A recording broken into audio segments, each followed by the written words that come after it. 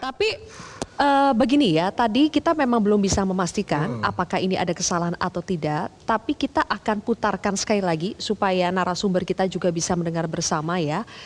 Apakah selama pembacaan ini ada yang janggal atau ada yang salah? Coba kita putarkan lagi pernyataan dari Ketua KPU RI Hasyim Asyari berikut ini.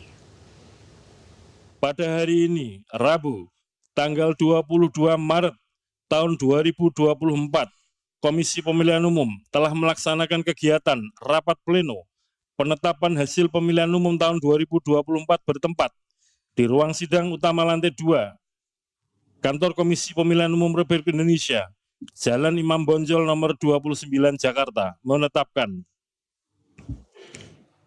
1.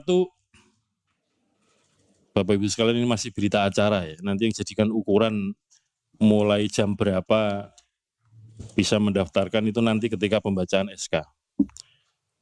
1. Pemilu Presiden dan Wakil Presiden. A. Jumlah suara sah secara nasional sebanyak 164.227.407.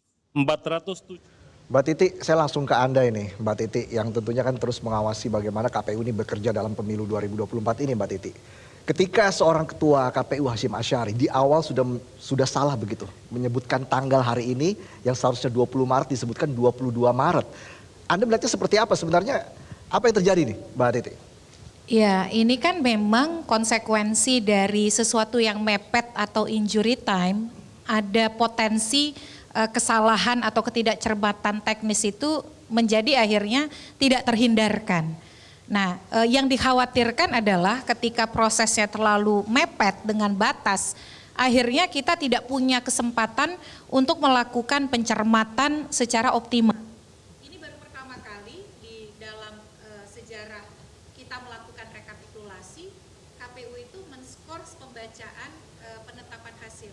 Jadi, Mohon maaf Mbak Titi, mic-nya juga ada masalah. Ya. Ini bukan karena mepet ya, tapi karena durasi kita sudah panjang, kita ganti dulu. Oke, silakan diulang Mbak Titi. Di dalam selama saya mengikuti ya, saya mengikuti langsung di KPU itu sejak 2014 di kantor KPU. Ini baru pertama kali proses pembacaan penetapan hasil pemilu itu dilakukan skors di tengah jalan. Kalau kita dengar tadi kan kesalahan penyebutan tanggal 22 Maret begitu ya. Kalau di pengadilan ya Pak Henry kita bisa lakukan renvoy misalnya kan, menyebutkan saya koreksi dan nanti akan diperbaiki di dalam dokumennya begitu. Tapi ini kalau sampai diskors dan diperbaiki, saya duga bukan hanya soal tanggal. Bukan hanya tapi soal tanggal. ada hal yang lebih substansial atau krusial lainnya yang perlu diperbaiki. Tapi ini memang menjadi tantangan ketika proses terbuka, dibuka dan disaksikan oleh seluruh rakyat Indonesia.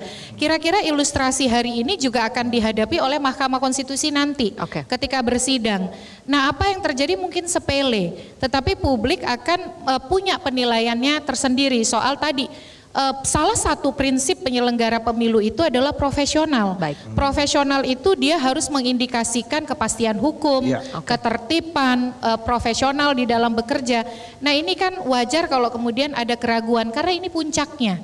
Ini adalah proses di mana semua orang menunggu. Makanya pembelajarannya adalah jangan pernah melakukan sesuatu injury time. Termasuk juga kepastian dan ketepatan prosedur ya. Janjinya jam 20 bergeser terus. Apalagi ini kan yang diundang hadir itu bukan orang sembarangan. Petinggi juga ikut menyaksikan. Tetapi yang paling penting publik seluruh Indonesia melihat. Baik. Jelajahi cara baru mendapatkan informasi. Download Metro TV Extend sekarang.